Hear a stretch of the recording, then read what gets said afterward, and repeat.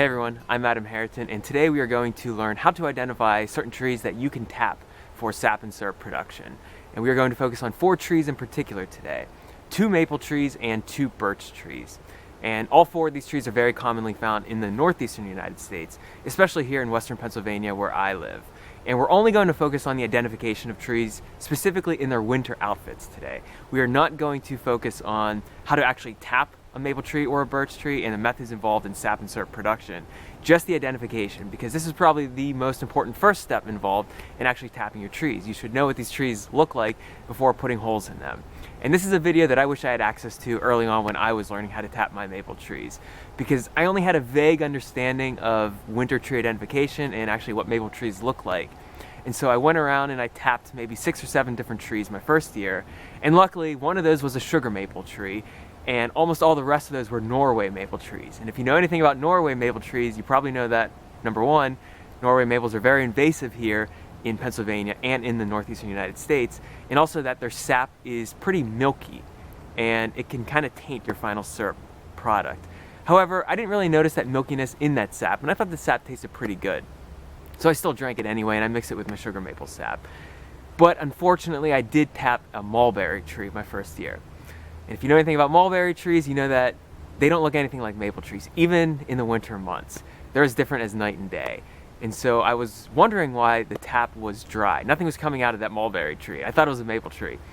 And I eventually realized it was a mulberry tree later on when the leaves finally developed. And I thought, wow, what a big mistake that was. Luckily, nobody got hurt, maybe the mulberry tree, but I think it's doing all right now. Anyway, I don't want you to make that mistake. I want you to be able to properly identify certain trees, especially in their winter outfits. So that's what we are going to focus on today. But first, we're going to take a look at sap flow and the mechanisms involved in that whole freeze-thaw cycle with maple trees.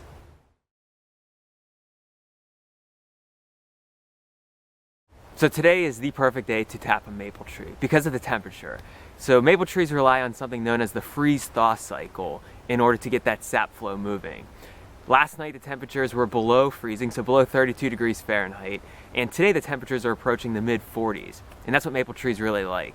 It's early February right now, and so February into early March is a good time to tap your maple trees. Not all trees, but maple trees in particular. And if you look at the theory involved in sap flow, you will see various mechanisms being proposed by researchers over the past couple of decades. However, the leading theory today is not necessarily transpiration, it's not necessarily root pressure, but stem pressure due to that freeze-thaw cycle. So declining temperature causes water uptake in the xylem, which is part of the vascular transport system in the sugar maple tree. At the same time, gas is contracting, namely carbon dioxide, in the sapwood. The water that's been pulled into the xylem freezes, and as water freezes, it expands, and this expansion causes a decrease in those air spaces, which increases the internal pressure. Then upon thawing, as the temperatures are warming, gas pressure forces the sap out due to positive pressure. And it'll force it out of those holes that we place in the maple trees, and we can collect our sap that way. And so now that we understand the mechanism involved in maple trees, that's also the mechanism involved in walnut trees like black walnut and butternut, but not necessarily birch trees. That's a different mechanism altogether. But now that we understand a little bit about the sap flow mechanism in maple trees, let's go take a closer look at some of these maple trees and learn how to identify the ones that we may be interested in tapping.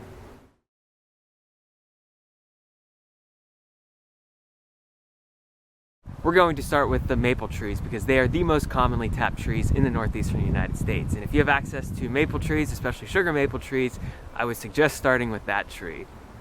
The reason that sugar maple trees are the most popular trees when it comes to tapping, and why it's named the sugar maple, is that it has the highest concentration of sugar in its sap. So you're looking at 2% sugar, which is mainly sucrose, in that sap. So you can boil that down, and it'll take about 40 gallons of sap to produce 1 gallon of syrup. ACER saccharum, the sugar maple tree, typically grows to be about 70 to 100 feet tall, and the diameter is about 2.5 to 3 feet wide. Sugar maples used to be way more common in the northeastern United States and in Pennsylvania. In the early 1900s, it was a dominant tree here in Pennsylvania. However, with recent climatic changes, with air pollution and acid precipitation, these trees are very sensitive to all those conditions, and so a lot of them have been dying out and being replaced by other trees, specifically red maple trees, but you could tap those as well. We're going to get to that one in a second. Now when you look at the bark of the sugar maple tree, this is probably the key identifying characteristic in the wintertime, because you don't have a lot to work with many trees unless they're evergreen trees. But unfortunately the sugar maple is not an evergreen tree.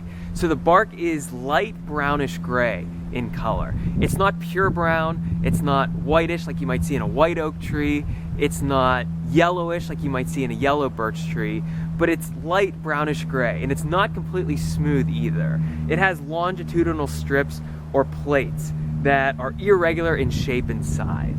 So when you look at this tree right here, you will see these little plates right here. It's definitely not completely smooth, and you'll see that it's light brownish gray.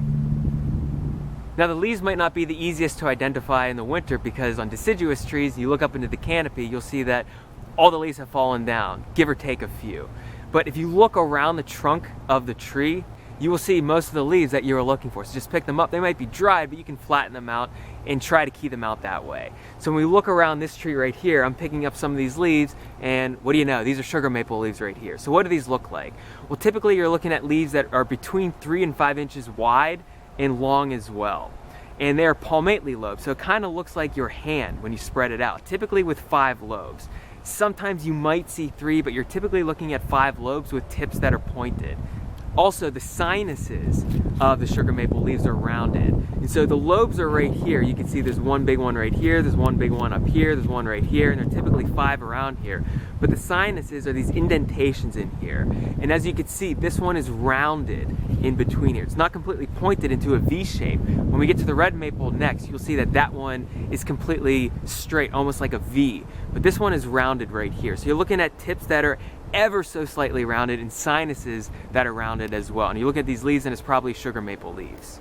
Other key identifying characteristics with the sugar maple in the wintertime would be the buds. But if you're looking at a tree this size, you look up and, well, there's no way you're gonna look at the buds of the developing leaves unless you've got a ladder. And I don't really hike with the ladder. I don't know about you, maybe you hike with a ladder. I really don't. So you might have to find the smaller trees, but the identifying characteristics are a bit different in the younger trees compared to the bigger trees. But if you do happen to come across the buds, they're brownish and they're pointed. And they've got overlapping scales, and again, they're opposite one another. So they're not alternate, not staggered left, right, but they're opposite one another. And one of the reasons that sugar maples are such great tappable trees, not only do they have such a high sugar concentration, 2%, which is mostly sucrose, but you've got a long tapping season. So when the days are a little warmer but the nights are still freezing, that season's very long because the buds don't open up for quite some time. So silver maples will open up earlier, red maples will open up earlier, and usually that's the end of the tapping season for that tree, when the buds start to swell and open up. But with a sugar maple, you're looking at buds that will extend weeks into that tapping season. So that's why a lot of people like to tap sugar maples, not only because of the high sugar concentration, but the long tapping season as well. Now, as I briefly mentioned, a lot of the characteristics that I talked about, especially with the bark, applies to older trees. Younger trees are going to look a little differently, but I'm talking about an older tree right here. And honestly, when you're trying to tap trees, you want to look for the older trees because you don't want to unnecessarily harm a younger tree that hasn't built up a lot of its defenses, and you don't want to really tap into trees that are too young. But this one's a nice older tree right here. This is definitely a tree that I would consider tapping. And as you can see, the bark is slightly furrowed, but in the younger trees, you're not really going to see that. It's going to be much smoother, but this is definitely a tree that I would consider tapping. Anyway, those are the characteristics for the sugar maple tree, ACER saccharum, the #1 tree that you're probably going to look for. Let's go take a look around and see if we can find another maple tree that we would consider tapping. Now we are going to take a look at another commonly tapped tree in the northeastern United States. And this one is ACER rubrum, or the red maple tree. And so most of those characteristics that we described for the ACER genus apply to this tree as well. Meaning it's a deciduous tree, oppositely arranged leaves, simple leaves, and it's got multiple lobes as well. This is, believe it or not, the most common forest tree in Pennsylvania right now. It wasn't always that way, but multiple trees have been dying back, including the sugar maple trees. It seems like this is kind of taking its place, and this is a very adaptable species, and you'll find it down in swampy areas, and you also find it in very dry areas atop ridges in association with hickory trees and red oak trees and white oak trees and cherry trees as well. The sugar maple tree, usually you find that in rich, moist, wooded areas in association with hemlocks and beeches and basswood and ash trees, but not so with the red maple. Sometimes you'll see it in association with those trees, but typically you're seeing it in second and third growth forests that have a lot of Japanese barberry, a lot of privet around. a lot of disturbed areas you're finding red maple trees, but you could tap this tree nonetheless.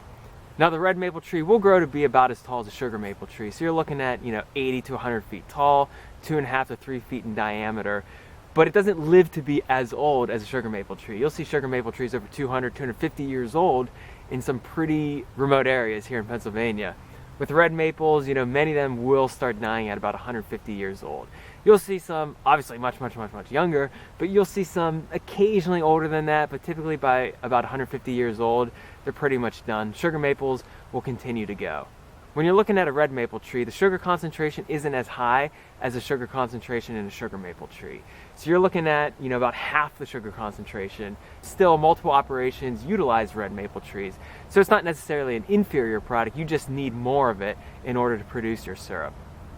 Now some key identifying characteristics, again, we're going to start with the bark because there's not much else to go by. We don't really have many of the fresh leaves or flowers to go by in the wintertime, but we're mainly looking at bark right now. Whenever you look at the bark of a red maple tree, you'll see that it's typically light gray. So whereas a sugar maple tree was more brownish, when you're looking at red maple trees, it's typically grayish. And it's almost beech-like when young, so it's very smooth. But as it gets older, it starts to become fissured and rougher. And whenever you look at red maple trees, towards the bottom, in older trees you'll see that it's fissured and rough. And as you go towards the top of a red maple tree, it's smoother. And I don't know if you can see this right here very well, but right back here is a younger trunk right here. And you'll see that this is much smoother. This is typically what the younger maple trees look like. And right here, this is much older, so you can see that it's deeply fissured and it's rougher right here. So younger right here and it's smoother, and then rougher right here and it's fissured and furrowed. The leaves are about 2.5 to 4 inches wide and long as well, and they're typically smaller than the sugar maple leaves. This can be up to about 5 inches wide, and it's got usually 3 lobes. So whereas the sugar maple leaves have about 5 lobes, the red maple's typically 3, but you will see 5-lobe leaves as well. And it's typically more pointed in appearance compared to the sugar maple leaf.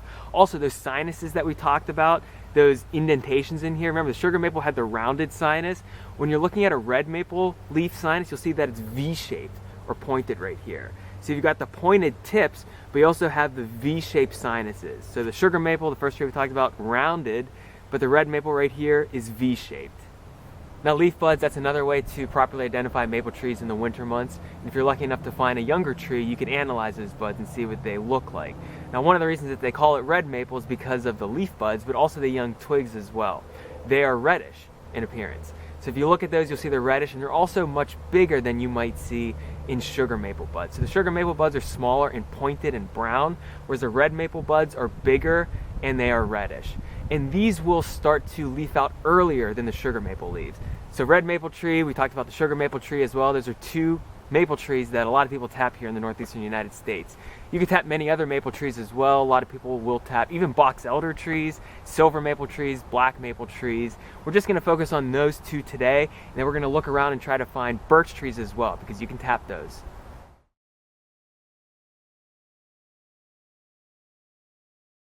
So we're going to move away from the maple trees and into the birch trees, because several birch trees can be successfully tapped for sap and syrup production. And birch trees belong to the family Betulaceae, and the genus is Betula. And Betula is characterized by deciduous trees that have simple leaves that are alternately arranged. So not opposite like you might find in a maple tree, but alternate, staggered left, right. And the birch leaves are elliptical and doubly saw-toothed, so they have many fine teeth around the margin. Here in Pennsylvania, we have about 5 native birch trees and 2 that are non-native but naturalized around the state. If we would tap into a birch tree right now, we would not get sap. If we would tap into a maple tree right now, we would get sap. Well, why won't we get sap from this right now? So the maple trees and the black walnut trees, they rely on the freeze-thaw cycle. This requires the soil temperatures to be about 50 degrees Fahrenheit consistently, because this relies on root pressure in order to draw up the sap. The same thing going on with grape species as well. That's sap production. So this is root pressure, not the freeze-thaw cycle, utilizing stem pressure that we see in the maple tree. So we're going to have to wait until the maple trees stop in several weeks from now. And then once the maple sap run stops, that's a good time to start tapping your birch trees. And this will last for a couple weeks as well. Now birch trees contain much less sugar in their sap. Still, they can be successfully tapped. You just got to harvest much more sap in order to turn that into syrup. We're going to start with this tree right here, which is one of my favorite trees in Pennsylvania. And this is the yellow birch, BETULA ALLEGHANIENSIS. So the yellow birch tree is the largest of our native birch trees here in Pennsylvania. And you typically find it in association with beech trees, with white pine, with black birch and hemlock trees as well. And if you just take a look around me, you can tell this is a different habitat than the one that I was exploring looking for those maple trees. You see there's a lot more green around, a lot of hemlock trees, some white pine trees down there as well, and you can hear some water as well. So that's the kind of habitat that you're looking for when you're looking for birch trees, specifically yellow birch trees, but also black birch trees as well. The yellow birch tree grows to be about 90 feet tall and about 2.5 feet in diameter. And something that's unique about the yellow birch tree in particular is that it typically sprouts on logs or stumps, and it appears perched, or what I like to say, non-committed. So if you take a look around and you're looking for trees that are kind of perched up in the air, and it looks like they're non-committed, or maybe sometimes they're even sprouting on sandstone boulders that you might see around here, it could be a yellow birch tree. Some other trees do that as well. Not all of them do, but typically you're going to see that with yellow birch trees. Now the bark of the yellow birch tree is shiny yellowish gray and a bit tannish in appearance. And when you look at it, you'll see that it's kind of peeling off in papery strips, and those strips are curled at the margins. And that's one of the key identifying characteristics for many birch trees, that papery bark that kind of peels right off. Not all birch trees have that, but you will see it with a yellow birch tree, that you can almost just kind of peel this right off right here. If you look really closely, you'll see that it's curled at the edges as well. The inner bark has a slight odor of wintergreen, so if you crush those twigs, if you scratch it and you smell it, you'll smell that fragrance of wintergreen, which is a compound known as methyl salicylate. Now it's not as concentrated as you might find in black birch trees. It's much more concentrated in black birch trees than here, but if you do scratch the inner bark, if you scratch a twig, you will smell that odor of methyl salicylate, which is that wintergreen essence. Now the buds of yellow birch trees are typically 1/4 inch long, and they're pointed and brownish. And the young twigs are green and slightly hairy, but they become brown and smooth as they age. And that's a key identifying characteristic between the next tree that we'll talk about, which is the black birch tree. When you look at those twigs, they're not hairy like you would find in a yellow birch tree. But as they both mature, they're both smooth. So it's kind of hard to tell once the twigs get much older, but in young twigs in the yellow birch tree, you'll see that it's slightly hairy. And when you look at the leaves of yellow birch trees, you will see that they're elliptical in shape. Remember, they're alternately arranged, left, right, left, right. They're staggered, not opposite like you would find in a maple tree. And you look at the margin, and it's doubly sawtoothed, so there are many, many fine teeth. It's not going to cut you or anything, but many fine teeth all the way around the margin. And when you look at the main vein right here, the midrib, you see all these lateral veins coming out. They're completely straight. They're about 9 to 11 pairs up and down the leaf. The leaf's between about 2 to 4 inches long. Now when you're tapping a birch tree, you're going to need a lot more sap than a maple tree in order to produce syrup. So with birch tree, you're looking at 0.5% sugar concentration compared to the 2% sugar concentration found in a sugar maple. And a sugar concentration is completely different. So the sugar maple tree, you're looking at primarily sucrose as the main disaccharide sugar. When you're looking at birch trees, the sugar concentration is mainly made up of fructose and glucose with only a little bit of sucrose and a little bit of galactose as well. So it gives it a completely different flavor. And you're going to need well over 80 gallons of sap to produce 1 gallon of syrup. Now, why you may be interested in tapping this over sugar maple trees is that the sap actually might even be healthier in yellow birch trees compared to sugar maple trees. At least that's what some research suggests, that the sap in the syrup of yellow birch trees actually has a higher mineral content, lower sugar content, obviously we just talked about that, and a higher ORAC value, which is oxygen radical absorbance capacity, meaning total antioxidant capacity is higher in the yellow birch tree syrup compared to the sugar maple syrup. The only downside is that you need a lot more of this to produce the same amount of syrup that you would get in a sugar maple tree. Regardless, you can tap this tree. This is the yellow birch tree, BETULA ALLEGHANIENSIS. It does taste very good. I've had the syrup before. Much different than regular maple syrup, but it's very good nonetheless. We talked about the yellow birch tree, BETULA ALLEGHANIENSIS. Let's take a look around and see if we can find another birch tree. I think I see one right over there. That would be the black birch tree. So let's go over there and learn how to identify that one. All right, are you still with me? I know we talked about a lot today. 3 species of trees you can tap for sap and syrup, and we're going to talk about one more, and this is the final one. But honestly, we could talk about over 24 species that you could eventually tap, because there are that many, plus many, many more. But we're going to stop with this one right here, which is the black birch, BETULA lenta, also known as sweet birch or cherry birch. And this one kind of resembles the yellow birch tree, but there's some key identifying characteristics, but you could tap it nonetheless, and the syrup will resemble the syrup that you would make from the yellow birch tree as well. So they call it the sweet birch because this one contains methyl salicylate, which is that wintergreen essence that we talked about in the yellow birch tree, but it's way more concentrated in here. So I took a knife and I went into the inner bark right here, and then I smelled it. I would smell that wintergreen aroma. Same thing if you take a twig and you scratch it, you would get that as well. And this was a very popular tree for a long time to create that wintergreen fragrance. However, now it's pretty much all synthetically done. So that's why they call it the sweet birch. They also call it the cherry birch because it kind of resembles a cherry tree. When you look at these horizontal lenticels right here, so the lenticels are horizontal porous openings that are involved in gas exchange and to a smaller degree transpiration. And when you look at cherry trees, you will see some of these horizontal striations as well. But this is the black birch tree. When we look at the bark of this tree, we see that it has these vertical cracks in it, and that's one of the key identifying characteristics that I look for. You're not always going to see that in field guides, that vertical cracking that you see in this birch tree right here, but whenever I see it just out in the field, that's one of the things I look for. And you're not going to see the peely bark that you might see in the yellow birch tree. So the yellow birch tree, you'll see the bark can just peel right off and it's got those curled ends. If you look at this tree right here, there's really nothing that I can peel off other than from this vertical crack right here. So that's one of the key identifying differentiations between the black birch tree and the yellow birch tree. The buds of the black birch tree resemble the buds in the yellow birch tree, so you're looking at about 1/4 of an inch long, brown and pointed. When you look at the young twigs though, that's how you differentiate between the two if you're looking at a smaller tree. Remember, a little hairy in the twigs of the yellow birch tree, but not really hairy in the young twigs of the black birch tree. The leaves, they look like one another as well. However, the leaves of the black birch tree typically have more lateral veins. Maybe about a dozen of them, all the way up to 18 compared to the 9 to 11 lateral veins in the leaves of the yellow birch tree, but doubly sawtooth like you would find in the yellow birch tree. And the habitat is a little different. They do overlap, so you will find yellow birch trees in this habitat that I'm exploring right now, but you will also find black birch trees in drier areas, atop ridges in association with oak trees and hickory trees as well. You won't really find your yellow birch trees in those areas. Those are like the cooler, moister areas, including the slopes where the hemlocks grow. When you look at a distribution map, usually the black birch trees go down farther south, whereas the yellow birch trees stay a little farther north.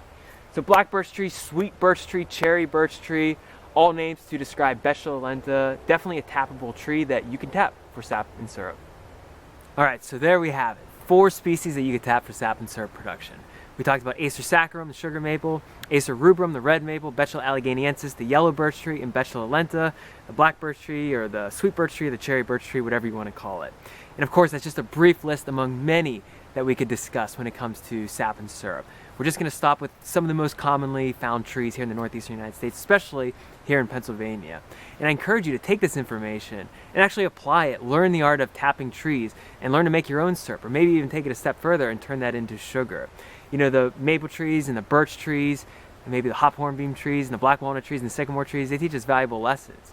They teach us how to directly reconnect to our landscape. Not only that, they teach us how to then build ourselves out of the elements that build up this land. You know, sugar is not the easiest thing to acquire in nature. It might be the easiest thing to acquire in the grocery store, but not the easiest thing to acquire in nature. But leave it to the birch trees and the maple trees to teach us how easy it is to do that.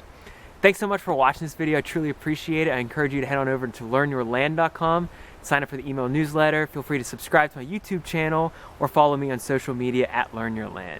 Thanks again. I truly appreciate it. I'll see you on the next video.